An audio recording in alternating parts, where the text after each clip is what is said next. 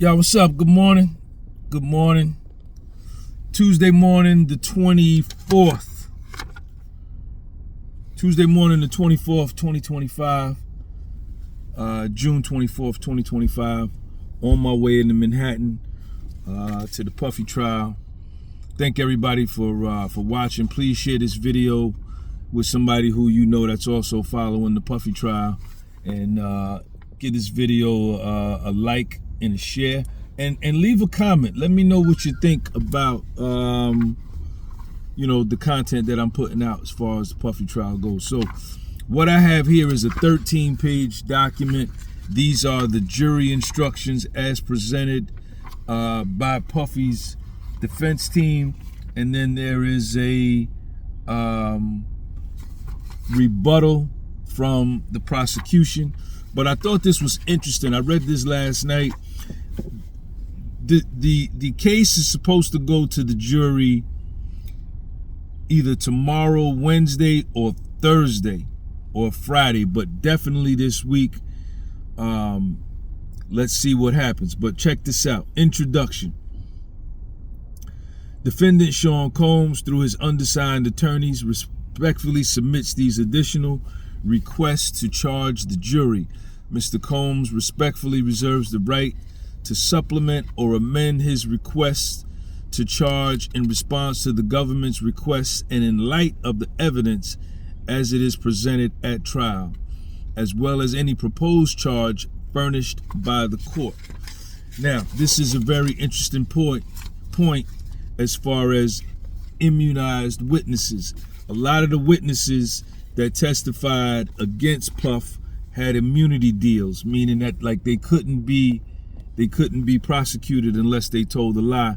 But the only one who was able to judge whether they lied or told the truth was the prosecution, who they were testifying for. So, and we already know that several of the witnesses perjured themselves on the stand. Immunized witnesses. You have heard the testimony of a witness who has testified under a grant of immunity from this court.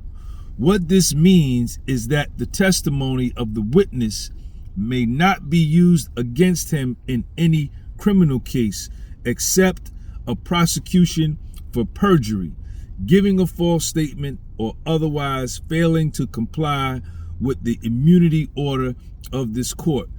You are instructed that the government is entitled to call as a witness a person who has been granted immunity by order of this court, and that you may convict a defendant on the basis of such a witness's testimony alone, if you find that the testimony proves the defendant guilty beyond a reasonable doubt. However, the testimony of a witness who has been granted immunity should be examined by you with greater care than the testimony of an ordinary witness.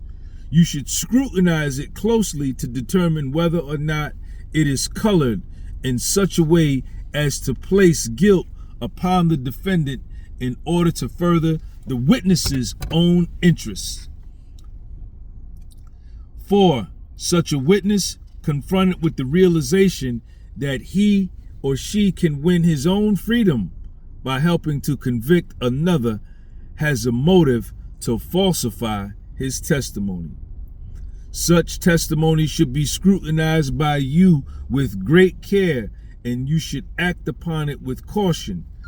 If you believe it to be true and determined to accept the testimony, you may give it such weight, if any, as you believe it deserves.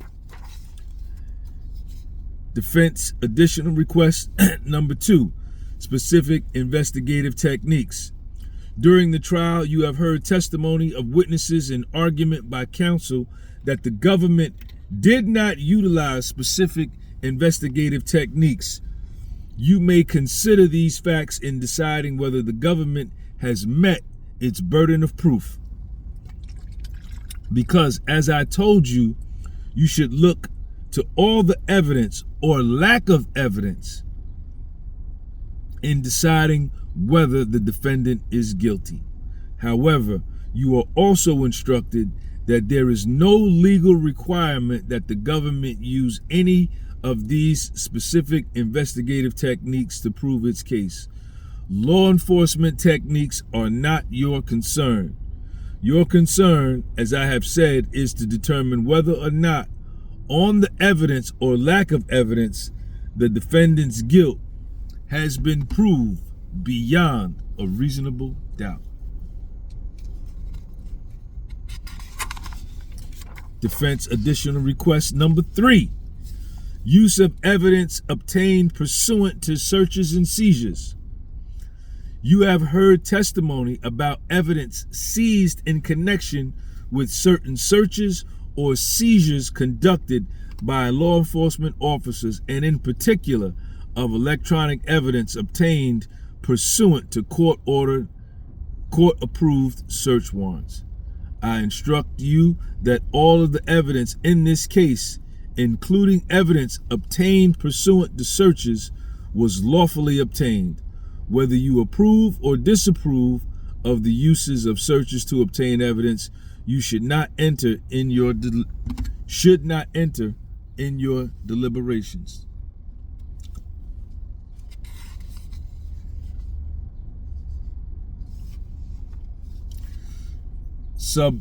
Subscript 3. The defense does not believe this charge is necessary, but if the court decides to include it, the defense requests this modified version of the unbalanced instruction in the government's proposed request to charge. Defendant's additional request number 4. Defendant's testimony. Requested only if the defendant testifies. The defendant in a criminal case never has any duty to testify or come forward with any evidence. This is because, as I have told you, the burden of proof beyond a reasonable doubt remains on the government at all times. The defendant is presumed innocent. That burden remains with the prosecution throughout the entire trial and never shifts to a defendant. A defendant is never required to prove that he is innocent. In this case, the defendant did testify, and he was subject to cross-examination like any other witness. You should examine and evaluate his testimony just as you would the testimony of any witness. This stuff is good, right? This is fun, man. I'm having fun covering this trial, man. Defendant's additional request number 5. Defendant's right not to testify. The defendant did not testify in this case. Under our Constitution, a defendant has no obligation to testify or present any evidence because it is the government's burden to prove the defendant guilty beyond a reasonable doubt. That burden remains with the government throughout the entire trial and never shifts to the defendant. A defendant is never required to prove that he or she is innocent. Therefore, you must not attach any significance to the fact that a given defendant did not testify. No adverse inference against the defendant may be drawn by you because he or she did not take the witness stand, and you may not consider it in any way in your deliberation in the jury room.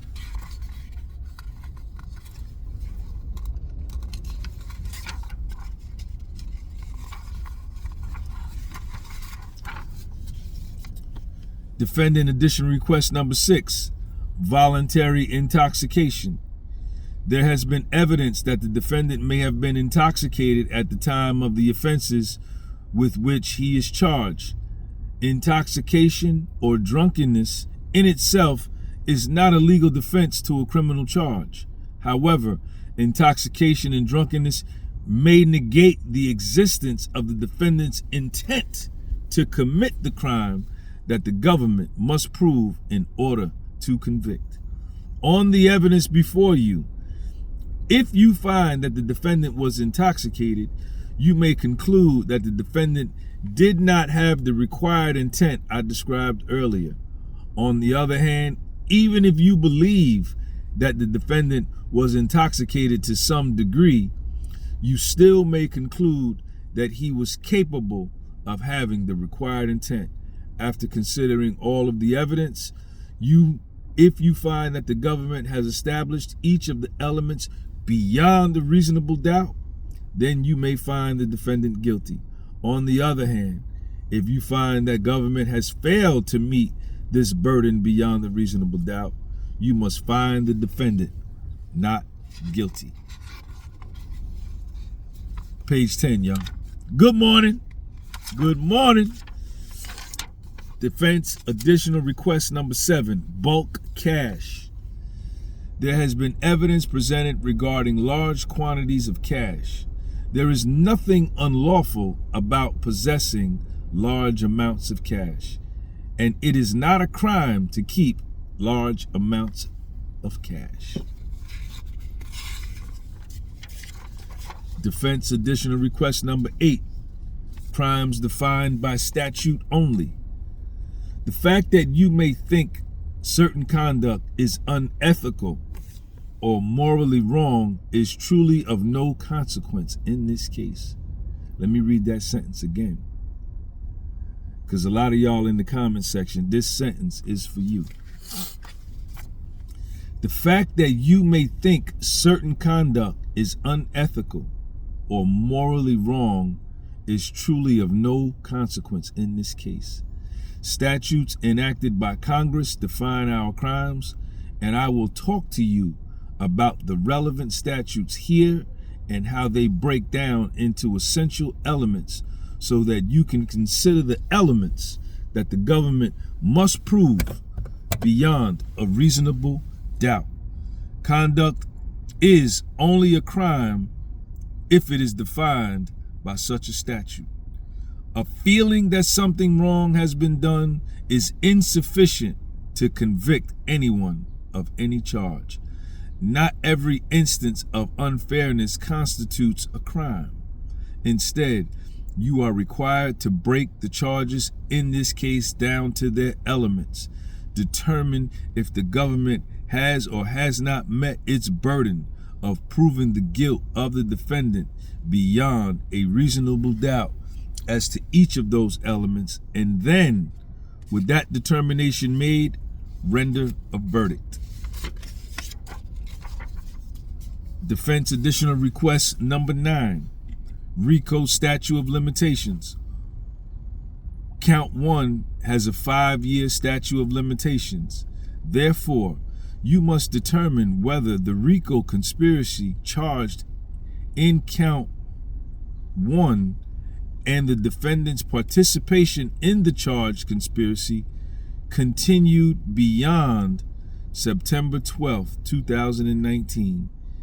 Even if you find that the charged enterprise existed beyond that date, you must satisfy beyond the reasonable doubt that the defendant knowingly participated in the charged Rico conspiracy in count 1 beyond September 12, 2019. A conspiracy ends when the purposes of the conspiracy have either been accomplished or abandoned, usually evidenced by the last overt act. A co-conspirator ceases to participate in a conspiracy if he or she withdraws and disassociates from it. So I think what he's saying in this one, that Cassie's Rico count is beyond the statute of limitations, because I think Cassie and Puffy stopped seeing each other in what, 2017? Count 1 has a 5-year statute of limitations. I think Cassie is count 1. Therefore, you must determine whether the Rico conspiracy charged in count 1 and the defendant's participation in the charged conspiracy continued beyond September 12, 2019. I don't think Puffy was involved with Cassie after 2012. After September 12, 2019. Even if you find that the charged enterprise existed beyond that date, you must be satisfied beyond a reasonable doubt that the defendant knowingly participated in the charged Rico conspiracy in count 1 beyond September 12, 2019. Wow. That right there might knock Cassie's charge right out the box. Am I right or wrong? They dated from what, 2008 to 2017? 11 years, right? What was it, 2000? What was it, 2000 and...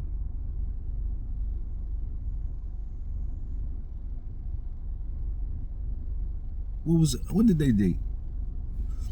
I don't know when they started. I can't remember. It's in my notes. But I know that I think 2017 was the final year. Right? So if he didn't do any of the things that they're alleging in the conspiracy with Cassie after September 12, 2019, then the 5-year statute of limitations on Cassie's count has run out.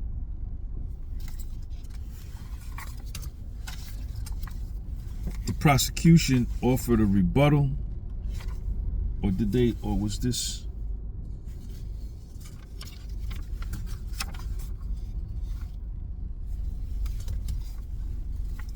June 19th.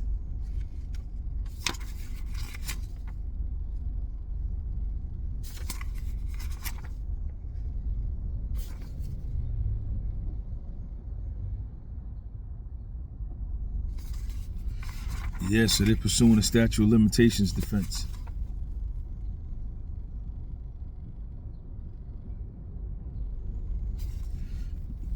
So here's the prosecution's response. Here's the prosecution's response to that Rico statute of limitations on count 1. The government objects to the defendant's proposed instruction about the Rico statute of limitations as misleading.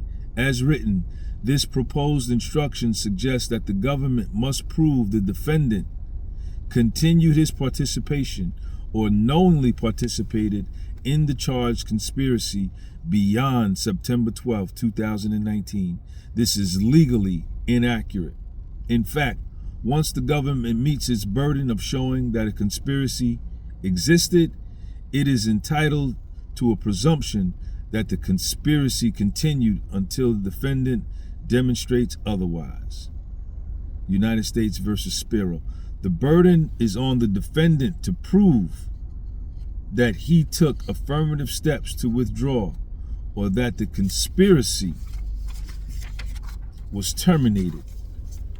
A defendant must produce affirmative evidence of withdrawal demonstrating that he performed some act that affirmatively established that he disavowed his criminal association with the conspiracy, either the making of a clean breast to the authorities or communication of the abandonment in a manner reasonably calculated to reach co-conspirators.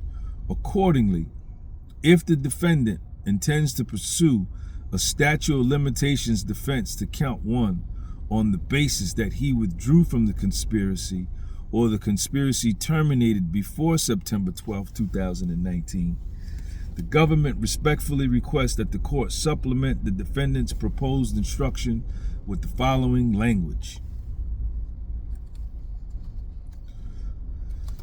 So here is what they're proposing. A conspiracy once formed is presumed to continue until either its objective is accomplished or there is some affirmative act of termination by its members. So, 2, once a person is found to be a member of a conspiracy, that person is presumed to continue being a member in the venture until the venture is terminated, unless it is shown by some affirmative proof that the person withdrew and disassociated himself from it. In order to withdraw from the conspiracy, the defendant must take some clear, definite, and affirmative action to terminate his participation, to abandon the illegal objective, and to disassociate himself from the agreement. Withdrawal requires proof that the defendant changed his intent about participating in the agreement. If the evidence only shows that the defendant stopped activities in the furtherance of the conspiracy, or stopped cooperating with the conspiracy, or merely was inactive for a period of time, that is not enough to find that the defendant withdrew from the conspiracy. The defendant has the burden of proving by a preponderance of the evidence that he withdrew from the conspiracy before September 12, 2019. The preponderance of the evidence is a lower standard than proof beyond a reasonable doubt.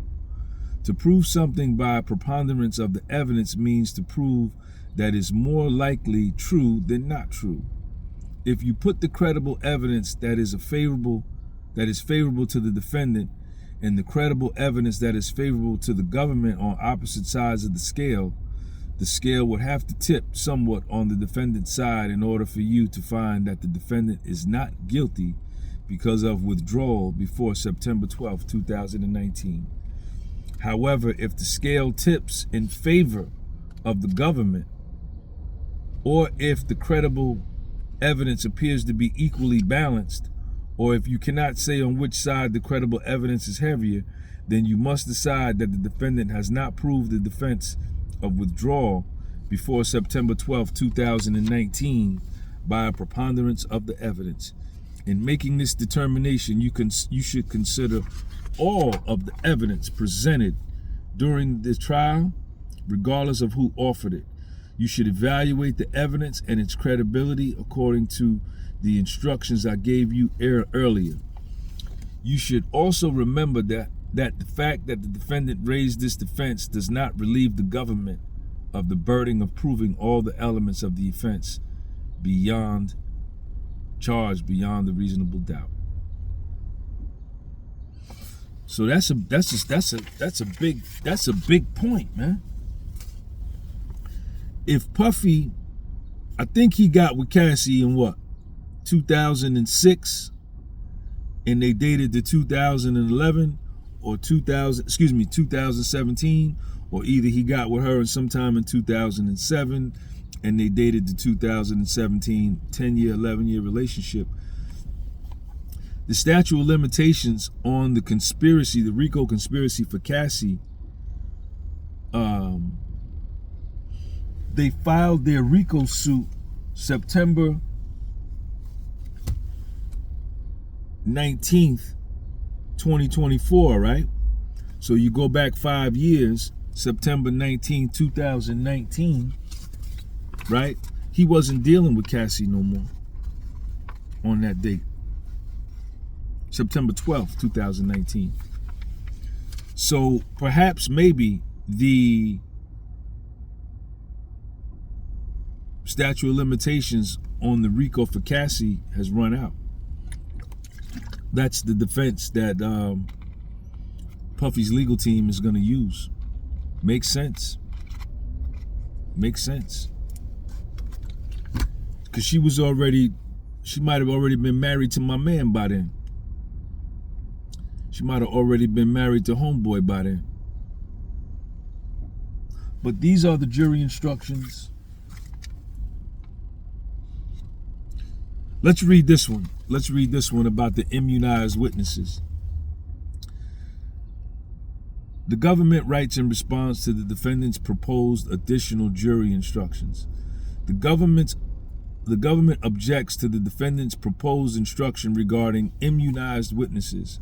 As this court is aware, each of the immunized witnesses in this trial was compelled to testify by a subpoena and an immunity order, which provides that if the witness testifies truthfully at trial, the witness's testimony cannot be used against the witness. Those immunity orders do not prohibit the government from prosecuting the witness based on other evidence or if the witness lied. Furthermore, whether or not the defendant is ultimately convicted has no effect on the witness's grant of immunity. The defendant's proposed instruction that immunized witnesses have a motive to falsify their testimony in order to win their freedom, and which suggests that immunized witnesses have an incentive to place guilt upon the defendant, is therefore wholly erroneous. In response to the question from the defense counsel to immunize witness about whether witness is hoping that his cooperation with the government might grant him some leniency. Court instructed the jury that there has been a fair amount of confusion about the nature of an immunity order, and there is nothing in an immunity order that prohibits the government from prosecuting the immunized witness based on non-immunized testimony. In fact, because an immunity order provides immunity only if the witness testifies truthfully, the opposite statement could be said about immunized witness testimony. On this basis, the court should reject the defendant's proposed instruction and instead instruct the jury on immunized witness testimony using the government's proposed instruction. Breonna Bogelin lied on the stand, and so did Cassie. So we're going to see, I don't know if they're supposed to be charged with perjury now or after the trial, but they violated their immunity. They told lies on the stand. All of them did. All right, y'all. I'm going to catch up with y'all later. Thanks for watching. Make sure you follow me on Instagram at The Podcast with Soul. Make sure you follow me on Spotify at The Podcast with Soul. Leave a comment. Let me know what you think about the Rico statute of limitations. Peace.